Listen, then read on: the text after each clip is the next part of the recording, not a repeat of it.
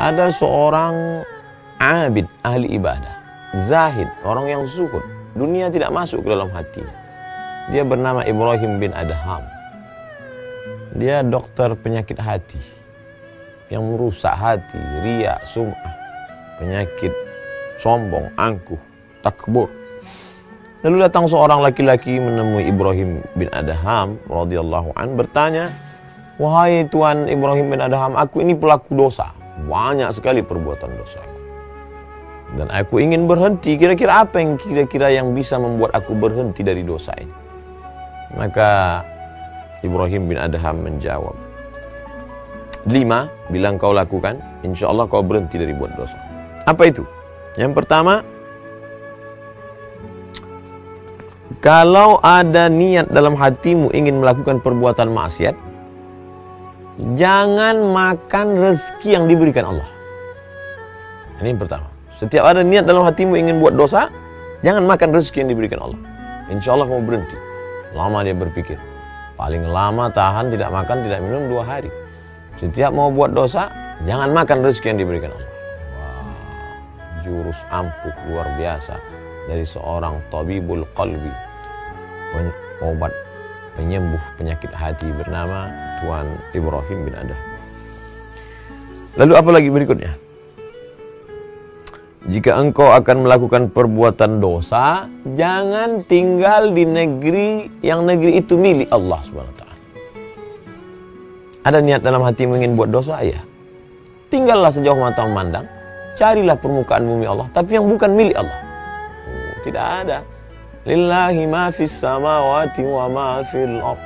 Segala yang di bumi, segala yang di langit milik Allah Subhanahu wa ta'ala. Wah, tidak bisa. Nampaknya tak ada peluang untuk buat dosa. Lanjutkan yang ketiga. Jika ingin melakukan perbuatan dosa, cari tempat yang kira-kira di tempat itu engkau tidak dilihat oleh Allah Subhanahu wa ta'ala. Ini lebih berat lagi. Wa huwa ma'akum aina ma kuntum. Dimanapun kamu berada, pandangan Allah, muraqabatullah, Allah senantiasa.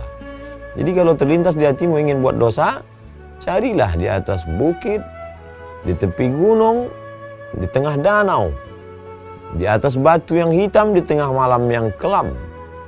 Kau tetap akan dalam pandangan Allah. La tudrikul absar wa huwa yudrikul absar. Dia tidak dapat ditangkap oleh mata, tapi dia dapat menangkap, melihat semua yang ada, punya mata di atas muka bumi Allah Subhanahu wa ta'ala. Yang keempat, ketika malaikat maut datang kepadamu akan mencabut nyawamu, katakan, tunggu.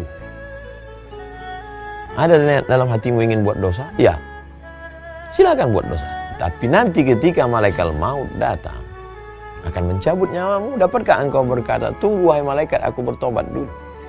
Berapa banyak orang yang mati dalam perbuatan maksiatnya, mati dalam perbuatan dosanya, mati dalam keadaan na'udzubillah su'ul khatimah.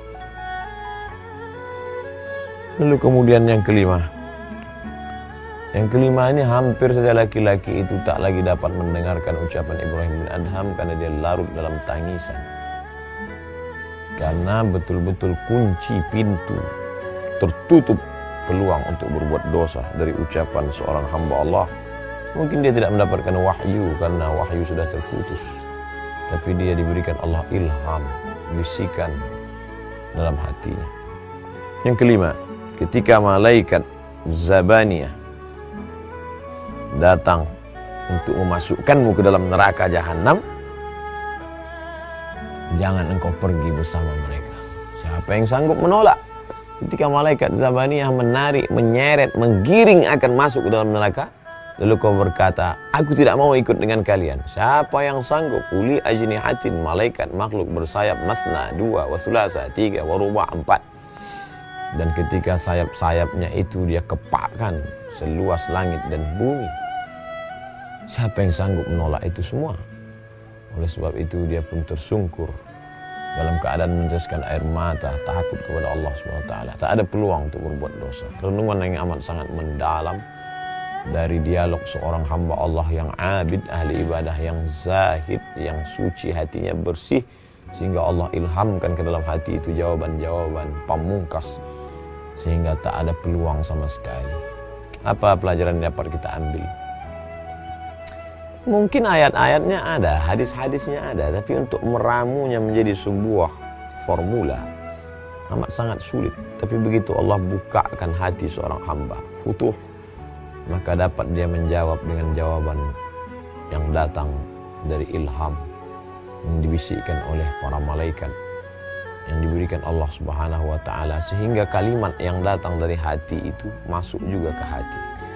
Adapun yang dari mulut tak sampai ke telinga, jangankan masuk ke dalam relung hati yang paling dalam. Oleh sebab itu marilah kita merenung sejenak. Masih sanggupkah kita berbuat dosa padahal kita makan dari karunia Allah? Masih sanggupkah kita berbuat maksiat padahal yang kita injak bumi Allah? Masih sanggupkah kita melawan perintah Allah padahal negeri yang kita diami ini adalah semuanya kuasa Allah? Masih sanggupkah kita berkata, aku mau taubat tapi besoklah, padahal kalau mau malaikat maut mencabut nyawa kita hari ini, kita juga mati.